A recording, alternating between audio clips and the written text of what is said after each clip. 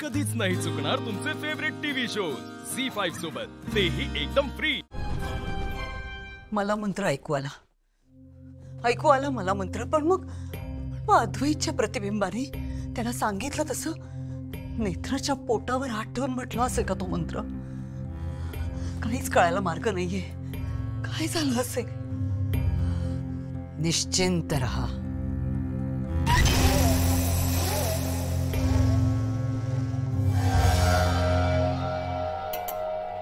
काकुमा, मी काय म्हणते, आपण काच आणि मातीनी वस्तू घ्यायचंच नाही, मेटलचंच घ्यायचं, हो ना? खरे तेजसचा फोन आला होता, ते पोहोचलेत क्लिनिकला। डॉक्टर सुद्धा येत आहेत। मित्राला खूप त्रास झाला, मगाशी खूप दुखत होता। तिला आणि बाळाला काही व्हायला नको।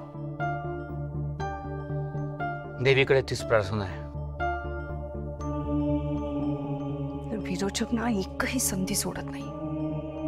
ते रूम मधून कधी बाहेर पडली मला कळलंच नाही। मला तर असं वाटतं ना की हे पॉवर कट झालं होतं ना, यामागे सुद्धा विरोचकाचाच हात असणार।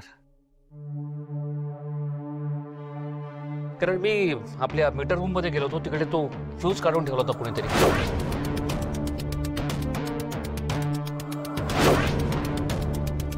मला तुम्हाला विरोचकाबद्दल विचारायचं आहे।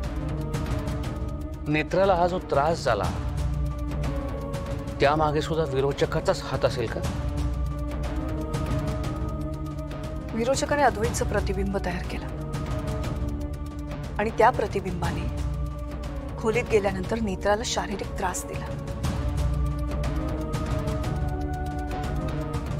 किंवा कदाचित असंही असू शकतं की विरोचकाने विचित्र वीणा वाजवली होती आणि त्यानंतर त्याला नवीन शक्ती प्राप्त झाली आणि म्हणून कदाचित हे सगळं घडलं असेल। आधी वशीकरणाची शक्ती, त्यानंतर मग ही प्रतिबिंबाची शक्ती। एक शक्ती गेली की दुसरी शक्ती मिळतेच आहे विरोचकाला। हे ना दिवसेंदिवस सगळंच कठीण होत चाललंय। सोपं कधीच नव्हतं हे, युद्ध आहे।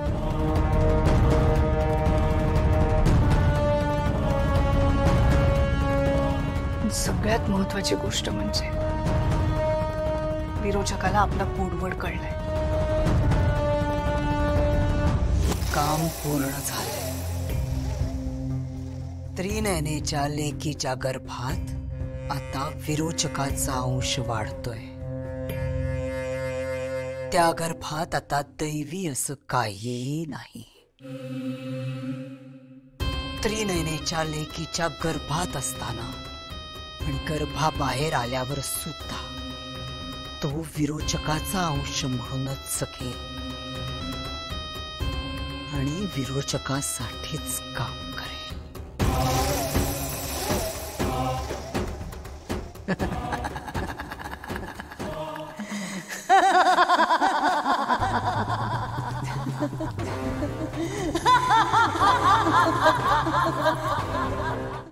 झी5 ॲप डाउनलोड करा आणि पहा सर्व एपिसोड्स एकदम फ्री।